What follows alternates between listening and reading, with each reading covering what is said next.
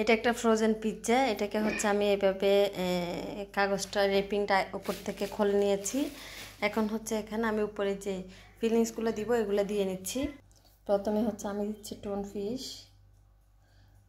যেহেতু এটা বাসায় বানাচ্ছি আমি আমার ইচ্ছা মতো দেওয়ার চেষ্টা করব, মানে অনেকখানি দিব। টোন ফিশ দিয়ে আমার কাছে পিৎজাটা ভালোই লাগে।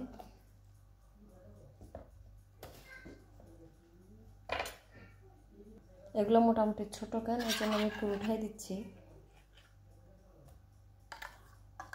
এখানে কিছু পানি থাকে, অনেক সময় তেল থাকে, এক একগুলো এক এক কিছুতে এরকম ডুবানো থাকে।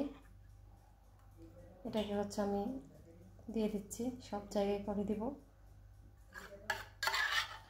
এটা যদি শুধু ভেজিটেবল দিয়ে করা হয় তখনও অনেক ভালো লাগে। আমি এখানে সব কিছুই দিব, আসলে পিৎজাটা ছোট, এটার মধ্যে মোটামুটি সব কিছু দিব। এখন এটার উপরে আমি কিছু সবজি দিয়ে দিব। এটা হচ্ছে দেখতে ভালো লাগার জন্য, খেতেও খারাপ না কিন্তু দেখতেও ভালো লাগে আর কি এগুলো দিলে। এই জন্য হচ্ছে একটু কালারফুল করার জন্য দিয়ে দিচ্ছি। এই যে একটু কালারফুল দেখতে ভালো লাগবে, এটার জন্য দিচ্ছি। আসলে পিৎজাতে হচ্ছে যার যেমন পছন্দ সে সেরকমই দিতে পারে, এটা এতে কোনো বাধ্যবাধকতা ধরা বাঁধা নিয়ম নাই। আমি হচ্ছে শুধু এক পাশেই দিব টমেটোটা, কারণ টমেটো হচ্ছে মারজুক খেতে চাইবে না, মাস্টার হয়তো খাবে, এক পিসে ওর জন্য দিলাম।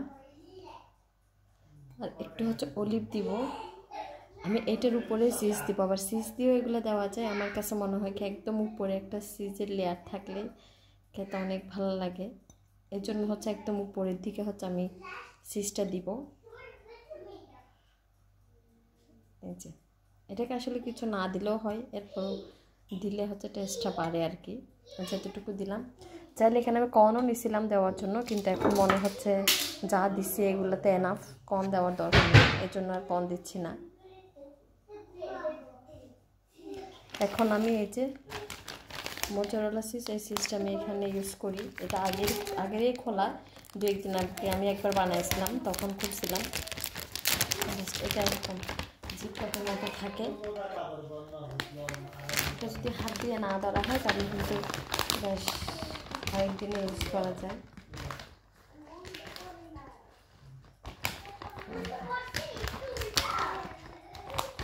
চিজ আমার অনেক ভালো লাগে, আমি অনেকখানি দিয়ে খেতে চাই, কিন্তু বেশি চিজ দিলে আমার মারজুক খেতে পারে না, এই জন্য চিজটা অনেক বেশি ইচ্ছা থাকলেও দিতে পারি না। এই যে এটা কি না, মানে একদম মিনি সাইজ, যেটা একদম মিনি সাইজটা মোটামুটি ছোট সাইজ আর কি। যদি বড় সাইজটা হয় তাহলে তোমাদের জন্য ঠিক আছে।